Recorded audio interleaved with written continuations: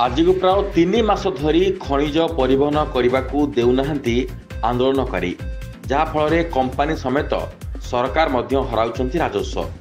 मान्यवर कोर्ट को आदेश को खातिर करुनी पुलिस किंबा स्थानीय प्रशासन। आमे कहूँ केन्दुझर जिला जोड़ा ब्लॉक अंतर्गत भद्रासाही पंचायत टंटो गाँव में अवस्थित Narbheram power and steel company रोईदा 2 नंबर खनिर कथा। गत जुलाई 26 तारिख उक्त खनि रे किछि स्थानीय लोक 5 दफा दाबी नहीं आंदोलन करि आसुछंती। कंपानी कर्तृपक्ष सेमानंकु बुझाइबाकू अनेक चेष्टा करी विफल हेबा परे चंपुआ सिविल कोर्ट रो आश्रय नैथिले। तेबे मान्यवर कोर्ट कंपानीर कोनोसी कार्य हस्तक्षेप न करबाकू निर्देश देइथिबा जणा पड़िछि। एमिति कि यार कॉपी केन्दुझर जिलापाल, आरक्षी अधीक्षक, उपजिलापाल, बड़बिल तहसीलदार, बड़बिल उपखंड अधिकारी और अन्य प्रशासनिक अधिकारी माननकु मध्य प्रदान करा जायछि। किंतु कंपानी स्थानीय बासिंदा सहित भाईचारा बजाय रखी खनि कार्य करने को जाई किछि दिन पूर्व आंदोलनकारी माननकु कंपानी मुख्य कार्यालय को डाकिथिला।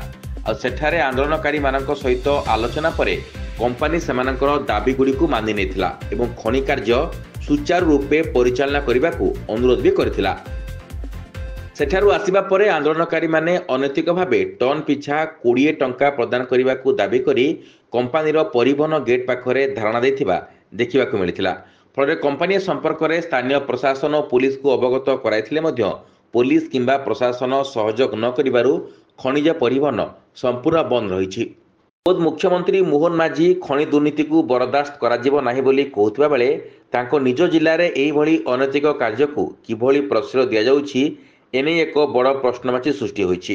विशेष सूत्रु जनापड़ी उक्त खनि रे एभली अव्यवस्था तथा आंदोलन चालू रहिले यदि पुलिस प्रशासन सहयोग न करिवे तेबे कंपानी बाध्य होई उक्त खनिटी को सरकार को फेराई देबा पे मध्य बाध्य हेबो।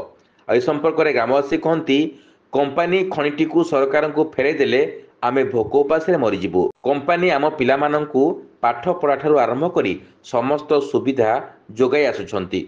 किछि लोक निजर स्वार्थ साधन करने को कंपानी को विरोध करुछंती जहाँफल आमे आमर भात हांडी हरैबाकू बसिछु।